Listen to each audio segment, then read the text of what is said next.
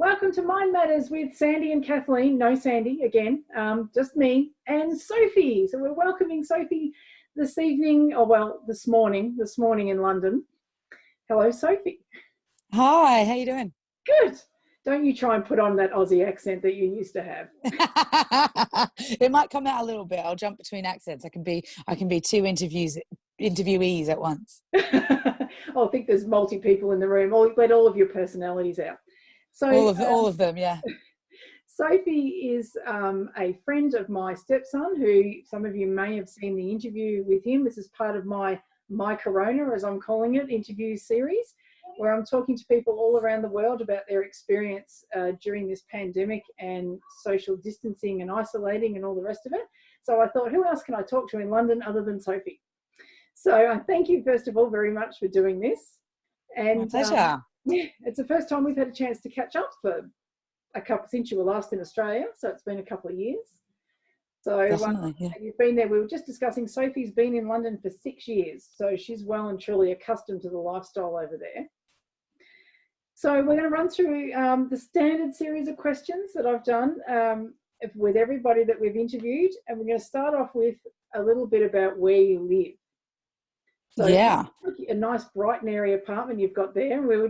I've been on a tour. I've been on a bit of a tour outside, so it's across from where the Olympics were. So you're in. I won't give YouTube the full tour. That might take a while and drag on a little bit. It's not exactly MTV Cribs. So I mean, you already introduced it. I live in London, England. I live in Stratford, which is the town in the East End, which has recently, a little while ago now, but was redone for the Olympics. And so we've got Olympic Stadium here, just across the road from my house. Australians will be glad to know. I have one of the two Westfields that are in London. So that's great. Yeah. So to say Aussie Pride across the road there with Westfields, which I never knew was an Australian organisation until I came over here. So it's a beautiful part of the city. I'm probably about 20 to 30 minutes out of most places in central London on the train, which is really great. So very, very much inner city, zone 2. Yeah, well, that's good. So, and you're living with friends. So there's 4 of you together. Yeah, that's correct. All in the same age group, late 20s. Yep, late 20s, early 30s. Everybody is. And yeah, there's 4 of us living in a 3-bed house here, which is, I suppose for Australians, it's kind of bizarre, this concept of like having lots of housemates. But in England, and especially in London, if you're a young person, actually, even if you're not a young person, you're more than likely to be living with multiple people, just because of the way that housing is here and how expensive it all is. The plausibility of living by yourself is effectively economically impossible. So everybody lives with housemates here, even if you are a lot of the time in serious relationships or married or even have children. Often you might have live with housemates as well. So I do as well. Density living, definitely high density living. Indeed. I would say that we're probably not the most high density living in the world. I think probably Tokyo maybe has that one down pat. But it's a big city, and there's lots of us here. I think the population of London is close to half the population of Australia. So it's very big and very crowded place to be. Very crowded. So when you're self-distancing, or not self-isolating, you're social distancing, and how long have you been doing that for? When did you finish? Well, actually, we should talk first of all about what you do for a living. So can you tell me what it is that you do? Because it's quite exciting. I am a theatre producer, which is one of the reasons why I live in London, being one of the theatre capitals of the world, next to New York, of course. So I effectively work behind the scenes and pull all the strings on theatre productions. I primarily work not on the West End. I don't work on like Mamma Mia or Wicked or Matilda the musical or anything like that. I work for organizations which do a lot of what we call here immersive and site responsive or site specific work. So I have the opportunity to work in some amazing spaces and create theatre and create art in some really interesting spaces. I worked at a place called the Actors Church for a number of years, creating work in their beautiful courtyard gardens in the middle of Covent Garden. If anyone's seen My Fair Lady, that's a lot of that is shot there. The very famous film from like the 50s, 60s. It's and a lot of people know the church. Yeah, around there, and a lot of people know that church because it's where all of the very famous like Punch and Judy and the buskers in London congregate and perform in front of that church. So, you know, I've created like sort of responsive pieces in the gardens there. And I also just had the opportunity of working in Kensington Palace, which is, of course, the residency of William and Kate, amongst various other royals that live at Kensington Palace. So just did a show there. And yeah, I mean, in front of City Hall, so some really amazing spaces that is not the bricks and mortars that you that are not the normal brick and mortar buildings that you think of when you think of theatres. I get out of those theatres. Well, you're living the dream by the sound of it, or you were up until when? So when did you go into social distance, or when did lockdown begin for you? It's begun, I believe.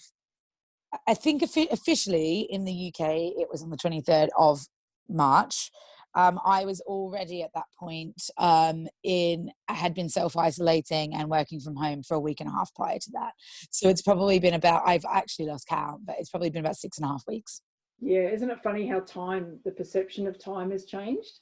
Like I think how long has it been? Has it been 4 weeks or 6 weeks or? Yeah. Where is it in the spec in the thing? Yeah, it is really strange. The first few days naturally were like really day by day was this big moment, and then as the time's gone on, and I think everyone's adjusted to it.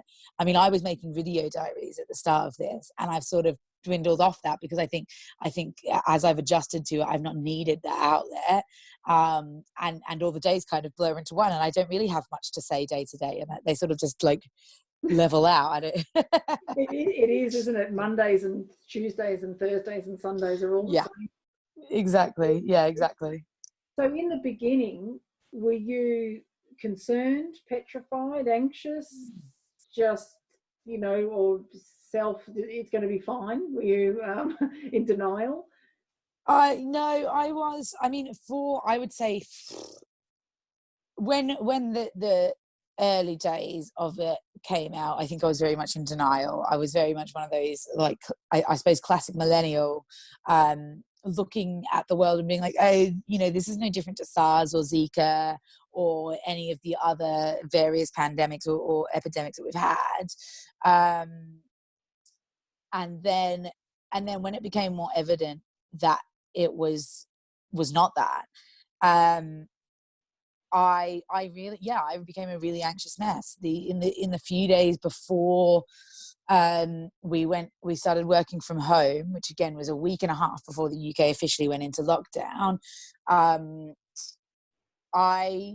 couldn't concentrate on anything. My entire day was sat watching press briefings, you know, refreshing BBC News, refreshing the stage, and watching the world, but also my industry, sort of come tumbling down. And it was a very hard time to sit and focus on anything else other than that.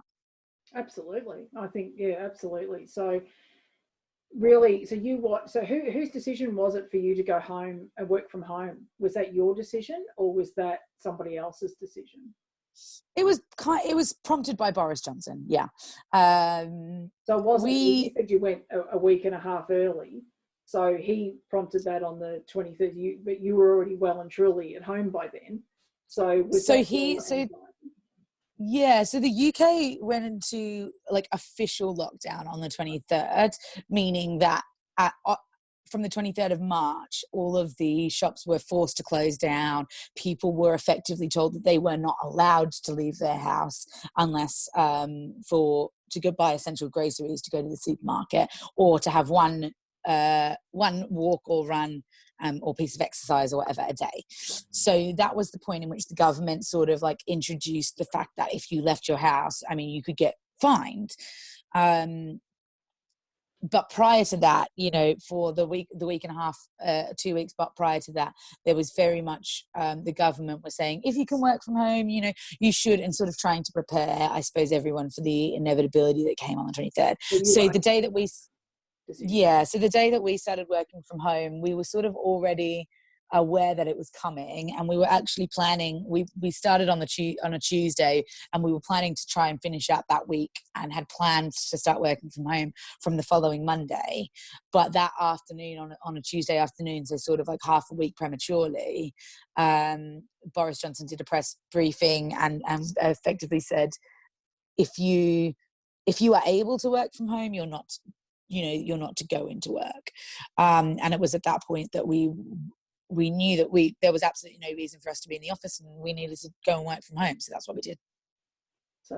And how did you prepare house? Oh, so you've got 3 other people in the house. Were they all working from home at that point, or not working, or what had happened with them? No, I was the first person to start working from home. Then I would say, following very quickly, one of my housemates is an accountant. He works for a much bigger organization, and so he wasn't as agile to just jump into working from home the way I am. I just work off my laptop, no problems. So he, I think, was in lockdown by the end of the week, and then or working from home by the end of the week, and then my other 2 housemates who do sort of services and shift work of various degrees. One's a hairdresser, and one works in front of house for the South Bank Centre, a big theatre here in London. They sort of trickled in the week after. I think it was just before official lockdown, which all the salons closed, and Brandon was working from home. So it was a really staggered approach, which I think was probably good, because it enabled us to react in different ways, like react at different paces to the reality of what we were dealing with. And did you find that the emotions in the house changed? Did you find that some of you were frightened, or more or less anxious than the others, or were you all just standing there looking at each other going, oh my God, we're in this together and this is it? I think I was probably the most anxious, to be honest. I think I freaked out the most. Because 2 of us are still working, what's been really interesting is how the other 2 who aren't working, because they work in customer facing roles, how they are coping with that, because we've got this sort of split house where you've got to respect the fact that 2 of us are working, and so it's not like we've got all 4 of us vegging out on the couch watching Netflix all day. And so it's been interesting to watch them adapt, and because for the most part, myself and my other housemate, we get up at the same time every morning, and instead of commuting and sitting in the office, we just sit in our, either in the lounge room or our bedrooms and work. But they've got to busy themselves without being sort of disrespectful to what we have to do and to our work. So that's been really interesting, is watching them sort of find that. One of my housemates has really thrown himself into effectively trying to set himself the similar work routine that we do. So he makes himself get up at the same time that we do, and he makes himself just open his laptop and sit and do work from 10 till 6 every day with us. The work that he's doing is obviously not paid work in the same way that we are, but it's, he's forcing himself to have that routine. My other housemate's probably struggling a little bit more, trying to find hobbies and things to do, but he's throwing a lot of that energy into exercise and stuff like that, and so he tries to get busy himself and get out of the house without sort of ending up in a Netflix binge. Yes, well, I think everyone's guilty of that. So that's a question, actually. How have you gone with internet service with everyone working at home? Because I know that was a big concern, that they thought that the whole NBN would just crash. How have you gone with internet service over there? It's not been too bad. It jumps in and out. It's definitely a bit slower at times than it usually or has been historically. I mean, I called them the other day complaining, and they were like, there's nothing we can do. There's too much service and stuff. But actually, for the most part, it's been manageable. There's probably only been 3 occasions where I've been sort of in a Zoom meeting like this, and the internet's just not been playing nice. So it's been okay. Yeah. So it sounds to me that because I know what you're like. You're generally a go-getter and very ambitious, or you wouldn't be sitting in London. You'd still be sitting in Australia, probably working at Just Jeans or something. I know. Yeah, you'd be doing that. So you've not. You've packed up. You've educated yourself at a tertiary level, and then packed up and went to London and to establish a life. So you're a go-getter. So you're generally very organised and creative very much outside of the house. So I'm just wondering how you've gone, because it sounds like you're still working the normal hours that you would work. How have you adapted to having to use your creative mind in the confines of how big is your apartment? Is it quite small, or is it a big? It's big for London standards. It's tiny for Australian standards. So is that your entire lounge room that you're in there? You're in the community? No, this is my bedroom. My lounge room is much bigger, so it's an all right sized bedroom. That's a good sized bedroom. Yeah. So it's not. We definitely have. There's definitely tinier houses in London, but for 4 of us, it's not. We don't have spare rooms. We don't really have nooks and crannies. We just have the lounge room, and we have our bedrooms. Like that's it. That's the house. So how have you found? We don't have a garden. Yeah, okay. Creative mind gone in a bedroom and a lounge room. Yeah, I mean, I bought my housemates a bottle of champagne just to apologise and say thank you to them recently. When it all kicked off, I was in such an anxious mess that I needed to channel energy into something productive, and so I channeled that energy into creating a fundraiser. And so last Thursday, not the Thursday that was 2 days ago, the one before. I put on a 12-hour live streamed telethon with a variety showcase, all raising money for the arts, which was mammoth. We had something like probably about 200 artists working on the show in some capacity, whether that producing or being backstage or being on the stream. But yeah, there was about 100, I think, artists even on the day who effectively live streamed in the way that we are and broadcast out over the course of 12 hours. So that was a huge undertaking, and that was something that I really channeled my energy into doing. I think a lot of that was running away from the reality, and it was a reason to cope, because if I can drown myself in work, if I can drown myself into a goal, then you can block out everything else around you.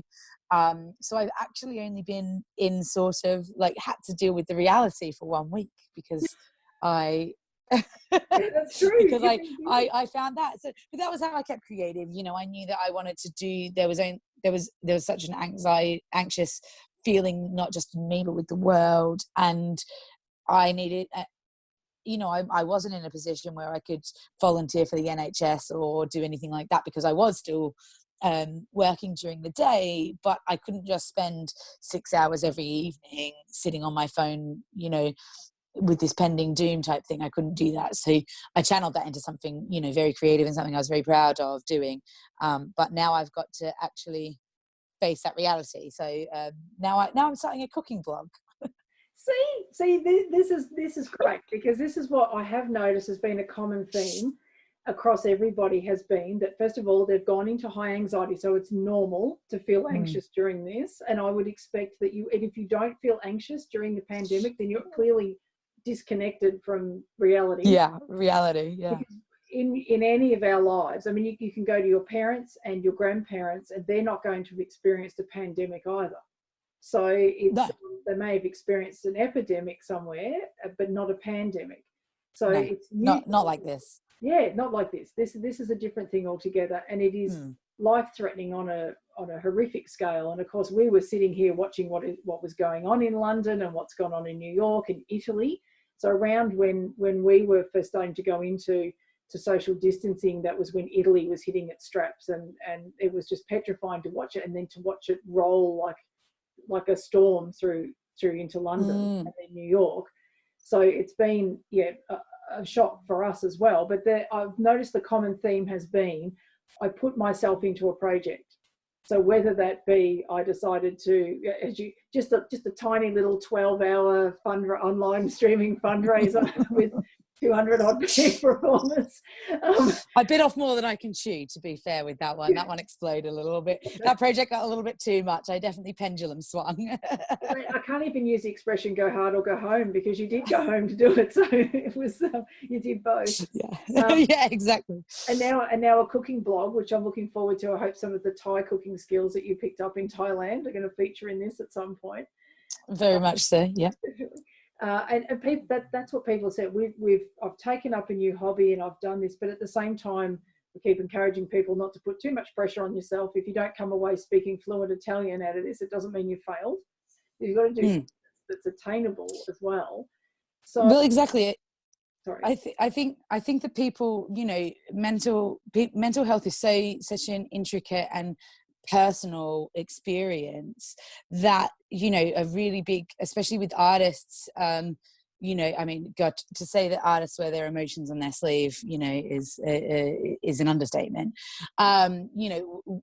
We feel things in a different way, and a lot of the artist community here in the UK are very much trying to take that stance on it, which is, it's okay if you do get into that Netflix binge. If that's what you need to cope with it, is to lock yourself away and put yourself into a hole and not do anything, then do that.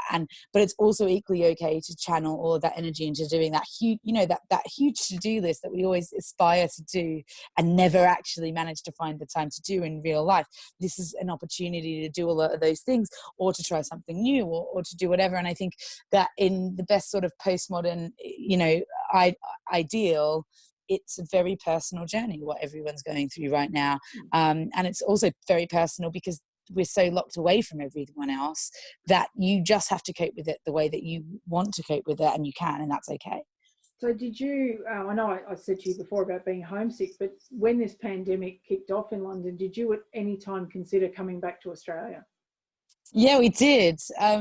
It was really interesting, and it kind of goes to show the speed in which all of this happened around the world, and how the reality struck. Because essentially, I mean, Australia is kind of, you guys are behind, and you haven't hit quite where London, the UK and the US and Italy and other countries have got to. You sort of reacted much before that. But at the point in which we realized that this could potentially be going on for longer than a couple of weeks, which is kind of what everyone thought at the start, you know what I mean? Like, we'll go home for a couple of weeks and then it'll be all fine. We had a conversation, my housemate and I, who's also from Australia, had a conversation about going back. And before that had even fully formed in our head, I think it was like 12 hours later, Australia closed the borders. And whilst we are citizens and we could have come back, we would have had to have isolated in a hotel for 2 weeks. Yes. And I mean, my housemate actually already had a trip to Australia booked for May, in a couple of weeks, that he's no longer able to go on. And then very quickly after that, it became evident that even if we wanted to lock ourselves into a hotel for a couple of weeks, it would be incredibly difficult and expensive to get from London back to Australia. And so we did think about it, and then it didn't become a reality. But then we also sort of considered the reality of self-isolating with our parents and decided that that was not a smart decision and that we would much more happily stay here. I really hope both yourself and Brandon's family don't hear this. I'll happily tell them to their face. Yeah, you'll happily tell them. Well, it is. I mean, that's true, because you would be coming back here to do very much the same. Whereas it sounds like staying there, it is home, as you were saying before, that you're well established there. It's home now. Your life is here, your job's there, your social circle's there. The only thing you're lacking is family, which you've created another family inside the friendship group. So even though you're isolated, were you worried for your own health, or are you worried like for your parents' health, or what were you worried about? What made you anxious, that it was going to make you sick, or it may take your job permanently, or long behold kill you, I suppose, ultimately? All of the above. I've never really been fearful of my health in this time. I'm luckily young enough to be ignorant that it can't touch me, and I still have a level of sort of like invincibility to myself. What really got to me was just how quickly the world was changing, and trying to keep my own brain up with processing what the reality and the big picture of this is. And it's something that, like, now I've sort of learned to and had the realization that actually it's not my job to try and keep up with, because nobody has managed to work it out yet. And but it was more paranoia about the state of the economy and the state of my industry, and what that would mean for us, and just a sort of fear of the unknown, I think, was the main thing. You would have had a lot of projects planned from the 1st of April through to the end of the year. You're not planning things a week in front. So you've watched an entire 12, 18, well, we don't know at this point, but you've watched months, if not years, of planning and work disappear. Yeah, so we actually had to cancel a show that was midway through. So the Kensington Palace show that I was telling you about, it had 2.5 weeks left of its performances, and we cancelled that early because of the epidemic. That was about 3 days before I went into lockdown. And yeah, myself and I was very blessed that despite that cancellation, actually the next thing that we had going was summer, and so there's a lot of people out there in my industry, and I'm sure in many industries, who had projects of varying degrees lined up and ready to go for sort of like late March, April. And the economic impact of not being able to produce work that you've put time, like already money, all of the money's been spent before you open, and then not to be able to open it and earn any income on it, it could be devastating and could really have a wider impact. I personally now have cancelled about 3 or 4 other shows as well, which hopefully will postpone, but you just never know. We don't know where it's coming. So, and there's a lot of fear right now that actually for theatre and for entertainment and for sports and stuff like that, and for hospitality, we're going to be in this for much, much longer. And it's not as simple as, the government going, okay, great, you can all go back now. That's not how it works. It's going to take much longer time for my industry to try and recover from that. And being in an artistic community, which the artistic community is already really on eggshells constantly economically, I think that there's going to be a huge shift in the viability of a lot of things here and around the world when it comes to creating art. And I really fear for a lot of people. Hopefully I'll be okay, we'll see, but I do really fear for a lot of artists out there who just won't survive this, and a lot of companies who just won't. And that's the unknown, isn't it? That's really the unknown at this point, because we still don't know. And that poses an interesting question. Do you think, or are you seeing or hearing from people that that you're talking to, do you think that many people grasp how long it is going to take us to get out of this? That we're not talking about a couple of weeks and then Boris Johnson's going to stand up at the podium and go, it's all over, folks, nothing to see here, go back to your life as it was. And I think because people in Australia are doing that, they're talking about, let's open the schools, let's get everything going. And, our state premier, Daniel Andrews, is saying it's not going to work like that.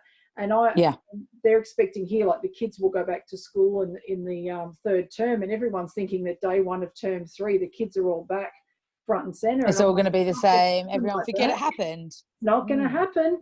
It's going to be, everything is going to be edged slowly out with a waiting period of a month between every change, and everything's going to take forever. So are you seeing that people are understanding that, or are they just not able to fathom that this is not going to go away, because you're still posting a decent infection and sadly death rate on a daily basis. And not only that, even when, you know, we talk about getting over a peak, right, it's very evident that we've not got anywhere closer to squashing the virus, really, to the point that whilst we might have gotten over a peak and we might be able to sort of semi-cope, it depends on your political stance, and I won't necessarily get into that, you know, depending on what your view of how it's been handled, what is really clear is that for us and for many nations in the world, I think Australia to a degree, but your death rate's not nearly as high as ours. No, if we've you had change 81 people die. Sorry to interrupt. We've had 81 people die. 81. Oh, so that's actually much lower than here in the UK. I think we're on about 26,000 people. Yes, correct. Yeah, it's much higher. And yeah, even if we are in a position where that death rate is dropping or that infection rate is dropping, if anything changes in the way that we're handling things, it could explode again, and we're very aware of that. I would say that it varies case by case on how people are coping with that. One of my housemates is sort of, you know, confident, yeah, great, we'll open the doors up very soon, and we'll be able to go back to work, and I think that he has a possibility of being able to return to work relatively soon. For me, there is real talk at the moment of a lot of people being aware that we might not be able to go back to work or create new work or get really the theatre industry be able to bounce back until sort of summer autumn 2021, which would really be devastating. And I think that's a real, you know, when we talk about art, it can sometimes seem like it's not that important. You know, there are more important things, the healthcare system, the transport network, and whatever. Yeah. But when all this opens up, you know, the things that people are going to be desperate for is things to do, is enjoyment and escapism in the way that only really theatre can bring. We're going to be well sick of Netflix. You know, we're not going to want to watch movies and Netflix constantly and binge watch television shows. That's going to be done. People want to have this social interaction that only comes from theatre, you know, ballet, going to live music, going to the pub, like all of these things that you get from culture. And if that can't really come back for over a year, I think that there's going to be wider social reactions to that as well. Absolutely. And there's another side of that too, and you would know, obviously being in the arts and production and so on, that people are saying, oh, well, we'll have Netflix, but you're not going to have movies, you're not going to have Netflix, they're not shooting anything, which therefore means they can't go, if it's not in post-production now and able to be done either remotely or via social distancing, there's not going to be any, well, there could be writing, but there's not going to be casting, there's not going to be sets produced, none of those things are going to happen. Nobody's out scouting locations to film. So whilst we're all enjoying what's on Netflix at the moment, that's done and dusted for 18 months. Well, exactly. The film industry is handling it is slightly differently. They can sort of, to a degree, control their situations because they don't rely on like physical audiences being there. That, you know, there are ways in which sets, you know, you can close off a set and get around it. But even from that point of view, the time that it's going to take to get a lot of these shows back up and running, it takes months. You don't just click your fingers. This is why a lot of music festivals and stuff like that are just saying no, we're not doing anything, because the simple fact of the matter is that the financial situation of what we do in the arts, and that extends to film, theatre, music, anything, is so precarious that if you don't have a sure deal, you just can't operate. And so what's happening is that they're pulling projects before they effectively need to spend any money on it, like music festivals and films. And the lead times and the planning times on those things are 12 to 18 months. So you know, it's really unlikely that everyone will just be able to click their fingers and come September 1st, you know, everything's lifted or whatever, and everything goes back to normal from that point of view. We can't just throw a festival together in 2 days. Absolutely. Well, we're seeing the same thing here. It made the news, it was last night, the night before, but they've cancelled the Royal Melbourne Show, which is the first time, which we have a lot of listeners in the US, which is our agricultural show here in Melbourne that runs in the 10 days in the last half of September. They have cancelled that, first time ever in the 100 odd years of it. And, you know, people saying, but that's September, that's the end of September. Why are they jumping the gun and cancelling it? And it's a real indication that people don't understand how long it's going to take to open back up again. So I think for someone like you who's only in week 1 really of self-isolating, I wonder how people are going to go when we get 6 months down the track, you know, and we're still doing the same kind of measures. So I think, like, for you, if you think about long term working from home, how long do you think you'd be able to work from home for before you run out of things that you're able to do without being physically able to go on site? Well, I think what's been really interesting, and it does go back towards this idea of you know, what is Netflix and what does that do for us, is to watch how the live events industry, and I'll use that as a more broader term, has adapted so incredibly quickly to this. Because I think the thing that we realized very quickly with which we already knew but we never really like embodied in the way that we're forced to embody now, is that when you listen to Spotify or you listen to an album or you watch Netflix, it's a very it's a really personal and insular and introverted activity. It's quite a passive activity, and not all culture and not all experiences and entertainment people want to be introverted, especially in a climate in which you're forced to social distance and you're struggling to find connectivity with people anyway. And so what live events, live music, festivals, live theatre, etc., what it does is it actually brings a social element into effectively a Netflix, you know, into Netflix, into music, into Spotify, that digital formats to date have really not been able to replicate.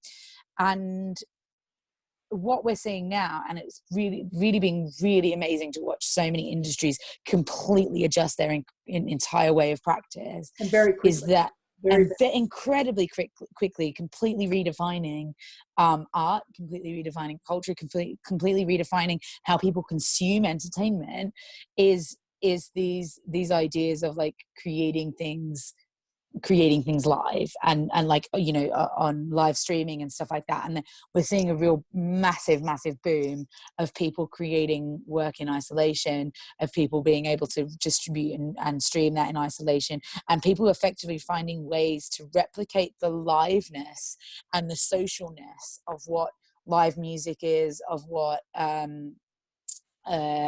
theatre is, of what art is, you know, in digital ways and through screens. And that's been, you know, that I mean, I did that last week, but a lot of different people are doing things in very exciting ways. And I do think that the more that this develops, you know, if we can do that in the space of weeks, look at what we can do in the space of months. And I do think that we will be able to redefine what a lot of this is, and we will be able to cope with it. It'll just be interesting to see how that sort of plays out long term. But I think the most important thing and the biggest aim at the moment for a lot of artists and makers and creatives is to answer the question of, how do you give somebody an active and social experience through art rather than a passive and introverted experience that you get with existing digital technologies like Spotify and Netflix? Yeah, it's interesting. Our state government's been very proactive, I think, compared to other state governments in Australia. So our state government just released a live website that they're going to have Sunday night live events on, and they're covering all sorts from live music to they're going to do tours of the National Gallery. They're going to do all sorts of stuff. They're going to keep bringing art to people via that platform. And I find it very hard to criticise the way our state government's handled everything here, because they've just really gone, you know what, long haul, what can we do to keep people connected and to keep people connected to art as a whole? Yeah. So it sounds to me like you're actually quite excited about what the prospects of a change could bring, that you might not just learn new things, but learn a different way to communicate. Yeah, I would say that the initial fear is gone now, right? And that anxiety has really died off. And then when the anxiety dies off, I think, as a creative, and it's just my normal reaction, to be able, art is looking at the world and being able to respond to it. And so that's kind of what we're doing now that the initial panic is done, and we look over and we go, okay, great, what can we do, and what should we tell, and how do we tell it?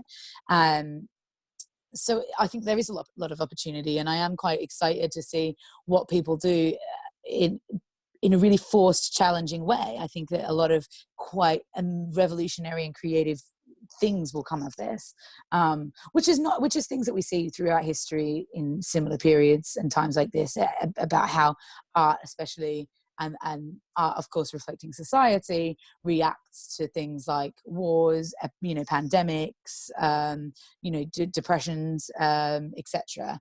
And I do think that, like historical moments that, in the past where the world has gone through undue stress, we will, the artistic community will really redefine itself and really be able to tell some amazing stories. Well, I suppose they say that is it coal? When coal gets crushed, it produces diamonds under stress. So heat and stress or something, coal produces diamonds. So I suppose that's very much what it is. So when you say the panic has subsided, are you feeling more comfortable now if you need to go out of the house? Like, do you go and do your own shopping, or are you having things delivered? What are you doing? No, I would say I would say that is, I go out of the house to go to the shops, maybe about once a week. But generally what I've done is I have locked myself in a cocoon and not gone out. I was actually, so actually my housemate got coronavirus. I should probably say that at some point. As if anyone's had it. Okay, so one of your housemates got it. Yeah, one of my housemates got it. And as a result, we were literally not allowed to leave the house for 2 weeks. We had friends go to the shops for us and leave it at the front door and everything like that for 2 weeks. And that 2 week period, so he got it at the very start of this, actually, a few days after I started lockdown. And so over the period of sort of starting and then the UK officially going into lockdown, we were in quarantine because he was sick in that period. And what I realized was that it then took me a further week after I could leave the house to actually go and leave the house. And the main reason was because I hadn't been able to day to day watch the world change, as people were doing that whole last hurrah at the pub, last trip on the tube, all that. I was in isolation already. I was in full lockdown already. And I didn't get to have that slow progression of watching, step by step things die off. And I walked out of the house after 3 weeks and, there's barricades everywhere. There's police harassing people on the streets just for being out. Everything's shut. There's a different sort of sense of being when you're just walking around. And that was scary. That was really emotional the first time. It is, isn't it? To go out. Very emotional. I noticed it here. I started... became aware that it was going to be a problem watching. I was very much, because I've been listening to immunology podcasts and virology podcasts and so on from overseas, and listening to what they were saying and watching it unfold, and then having it start to pick up here. And I just said to my partner here, I said, at one point I'm going out to get things. I'm going to get things enough for a couple of weeks, and I won't be going out of the house again until we know what's going on. And exactly. So shopped and sort of not hoarding. I wouldn't call it, panic buying, but I definitely made sure that we didn't have to leave here for 2 weeks. And then not long after that, the school closed, and so we were home here. And so then we started the whole, I have a sanitation station in the garage that nothing comes into the house until it's gone through that. And we've done all of this. Charlie and Rob were only leaving the house to ride their bikes, so that was it. So, but it has subsided now. It's a lot calmer. I feel, because obviously our rate of cases in Victoria, our current infectious cases is quite low, but there, we've had 7 cases overnight that have tested positive because there's been an outbreak in an abattoirs here somewhere. So we have we have an abattoirs up the road. So 8 workers have been diagnosed. And it's like, well, is it the abattoirs that's a kilometre up the road here, or is it one that's somewhere else? Like, area has it been? Because if those people have tested positive, how many times did they go out in the community? How many times did they potentially? And I think that so you would have a far greater sense or feeling of how infectious this is, because obviously someone that and so not the other 3 of you didn't get it. No, almost miraculously, to be honest. And actually, my housemate had a friend stay the night, the morning that he woke up and was like, I'm ill. And none of us got it. Which everybody I talk to and say that to is mind blown. But I would say that we were careful. When he woke up and said, guys, I've got a fever, instantly his partner locked himself out of the room, slept on the couch for a week. We disinfected the whole house. Like, we bleached down the couch, like everything was clean. And then he effectively wasn't allowed out of his room. If we took him food, we made him food, and we would take it into his room with a scarf around our face, drop it off at the door, leave.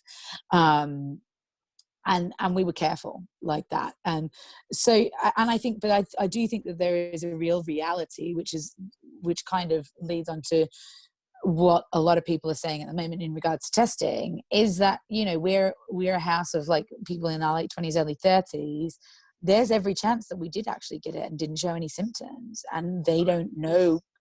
The scientists don't particularly know how that works yet and how that affects people. But I do think there's probably a really high chance that we have actually contracted it, and we just don't know.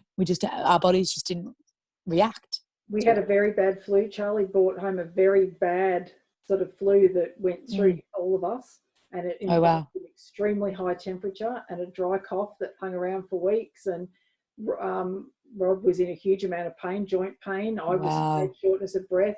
Charlie bounced back from it pretty quickly, but Rob and I were knocked around quite significantly, and the lethargy and the pain in the muscle. So we don't know. And do you think that was corona? Like, are you confident that was coronavirus, or do you think it wasn't? At the time, we didn't, but now I look back and I think that it was circling in the community a lot earlier than we realised. We live in a high migrant population here, where there's a lot of people that are transient. There's a lot of people that come from Iran that live in this area, and Iran was being hit really badly around that time and had been for the few weeks prior to that. So it's possible there was a lot of children at Charlie's school that were unwell, a lot of kids. So perhaps it did its rounds. And I was talking to one of the other school mums. I had to go and drop off something at her house, and she was just around the corner here, and she was saying her daughter had been home with this sore throat for a few days. And she had she said, I'm so tired, I can't keep my eyes open. And she said, I've got this headache I can't get rid of, and my joints are aching, but she hadn't had the sore throat. So I didn't say, I sort of backed away thinking, I wonder if it has gone through the school and it's just not been picked up because we didn't qualify for testing at that point. If it happened now, we would all qualify for testing. But back then, you had to have been overseas to be tested. Yeah. So there's no real way of knowing. But I suppose at some point there'll be testing for antibodies, and we'll find out. But I don't know how Australia's actually been quite proactive and on top of it with the testing, aren't you? Yeah, we're doing a lot of it. So they've got before the end of the fortnight, so we've got another 10 days to go. They want 100,000 tests done in Victoria alone, and then they think that was they're testing everybody that's symptomatic, and then if you come through emergency at any hospital at the moment, they're looking at just testing everybody that comes through, whether you've got symptoms or not, just to get a good spread of the population to see whether it's lurking out there and people are asymptomatic. Yeah. So we keep joking that if they're looking for asymptomatic people, like you'll just be walking down the street and people will jump out in hazmat suits, wrestle you to the ground, hold you and run. So you say that, but I did go into a small local Asian supermarket the other day to go get my dumplings, and they're testing you at the door, and that was kind of a really bizarre. They're not testing you for coronavirus, they're temperature testing you at the door, and that was a really bizarre like apocalyptic experience really to go through. So you say, you know, almost expecting people to jump out in hazmats and test, but I don't think it's necessarily a crazy reality at the moment. It is. Anything could happen over the next few months, Yeah. especially as we start to open up and things go. So is your housemate the only person that you know that has tested positive, or do you know other people? Well, actually, he's not been tested. So London and the UK is really not handling testing very well, and is getting a lot of criticism for the way it is. I mean, I think our number in terms of how many people we want to have tested is similar to Victoria's. However, that's across the entirety of either England or the United Kingdom. And if you put the population in comparison, it's a very different percentile of people, and so effectively that 150 odd thousand tests really is just touching the surface of emergency NHS staff, and even then a lot of NHS staff are saying that they don't have access. So mere civilians like myself and my housemates, you know, there's absolutely no way of getting your hands really on these tests. So we don't know. All we have to go off of is symptoms. And the real telling sign for us was that before the sort of media had picked up or analysed about the loss of taste and the loss of smell, he had that sign. And we had, so I in answer to your question, I have had one or two other people who had flus, and I was talking to, and it said, yeah, it was really weird. You know, I've lost my smell, I've lost my taste. That's not a normal flu symptom.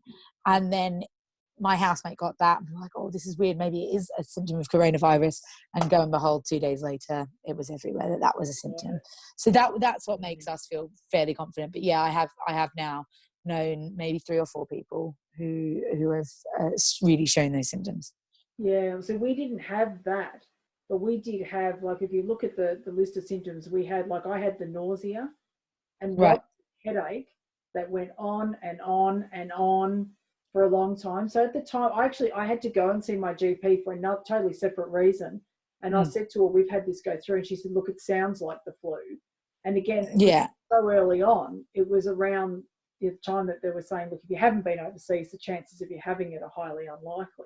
Yeah. Now we sort of know that it would have been in Australia probably, you know, a good 8 weeks. Well before that point. Yeah. At least 8 weeks prior. So, but I think we have handled it quite well here. And I feel confident going out at the moment, whereas take me back 4 weeks ago and I was the only one leaving the house, and I was like, you'd go out and just go, I just need to get out, get this and go home. So I'm only shopping about once a fortnight now. And I disinfect everything that comes into the house. Like we're trying to keep on top of it as best we can, but because we just don't know what it means long term once you've had it, whether it's going to be like glandular fever where it'll come back and bite you, or malaria where it comes back. Well, exactly. We just don't know much about it. So, but it's well, it's been fascinating talking to you, Sophie. I think it's thank you for having me. It's been fun. It's been lovely for a Saturday morning. Great insight. I love to talk to the creative people. So I'm trying to cover this whole broad range of different people doing different things, and I'm dying to see. Is it all right if we check back with you in a couple of months' time and see what's going on? Because I'm dying to see what you're because I just know if you've had a week in social isolation or social distancing, give it another couple of days and there'll be something else going on. So, I can't sit still very well. I'm not a person to sit still.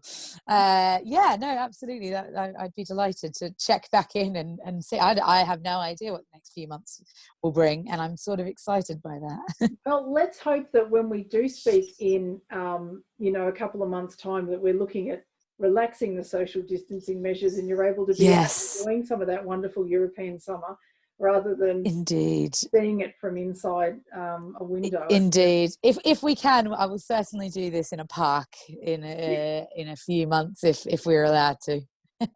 There's an aim. Yeah, there's an aim. London, I challenge you.